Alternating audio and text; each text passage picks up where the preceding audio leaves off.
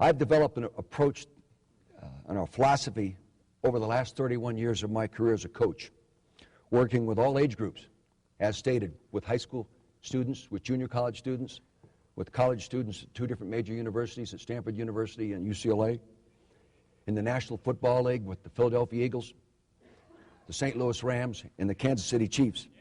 And through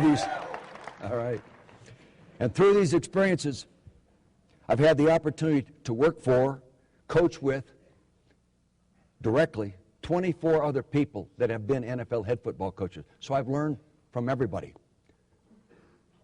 But I've learned more from the individuals that I have had the opportunity to coach on the field than I have in the classroom or in the textbooks or from the other coaches that I've worked for. Because you, the cadets, you, the future leaders that will be leading other leaders and maybe doing for them what your professors, your military staff is doing for you now. You'll learn. You'll learn from these people. I've learned a lot. And through learning and evaluating my own personality and profile as a teacher, as a leader, as a coach, in working with these age groups, I found out what worked for me and what best helped the individual that I was dealing with at that time. And what I'm going to do with you today is share 7 very simple common sense principles in leadership. Common sense is not always a common practice in leadership.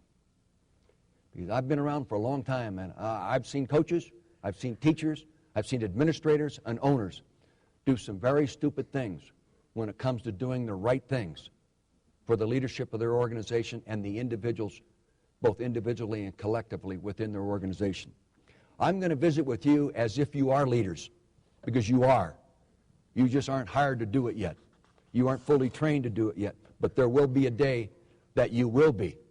And you'll be great, and there'll be some that ascend beyond and become leaders of great stature, like already have been developed through this educational program and institution here at the Academy. I've had the opportunity to be here twice. Once as a high school football coach at Hillsdale High School in San Mateo.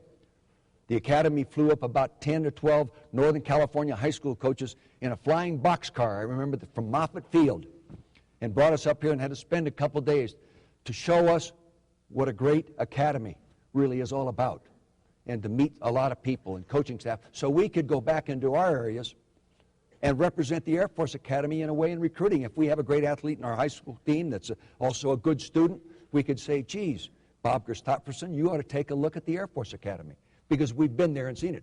The next time I was here was in 1975. I was the head coach at UCLA, and I brought up my UCLA football team to compete against the Air Force Academy, and we tied 15-15. It was a heck of a football game.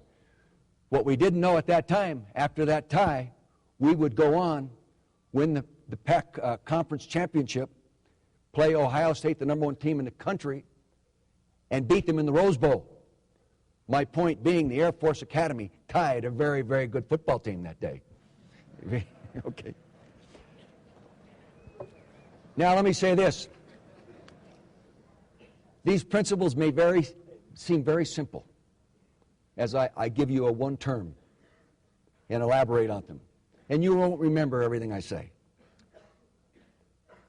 But I hope they're meaningful, and I hope somewhere in a classroom where you're studying or working or you're in the field and you're going through training, you'll say, geez, Coach Vermeil mentioned this.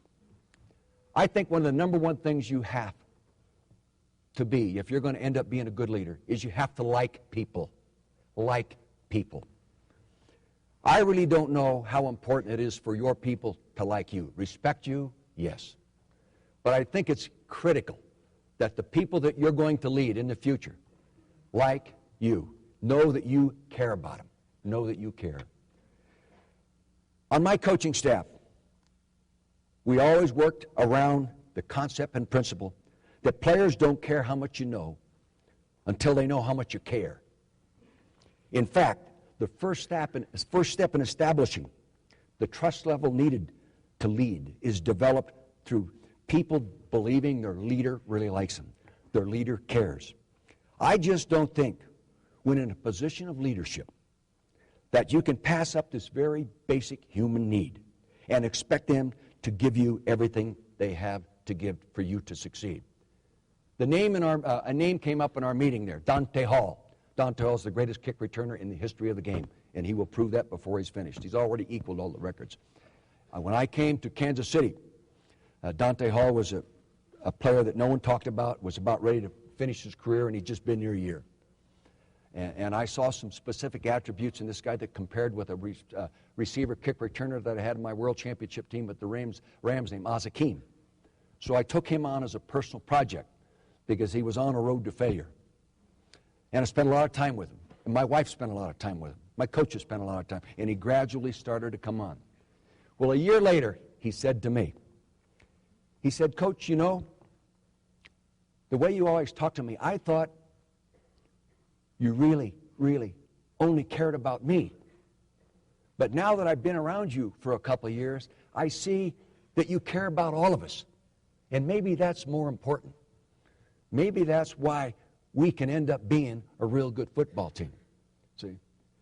We believe in our approach to leadership, myself and my coaching staff, believing and letting know our people care, that I care about you athletically, physically, socially, morally, in every character, everything that touches you when you put on a uniform representing our organization, we're going to coach you in it and try to lead you properly. We constantly try to move the commitment from the head to the heart.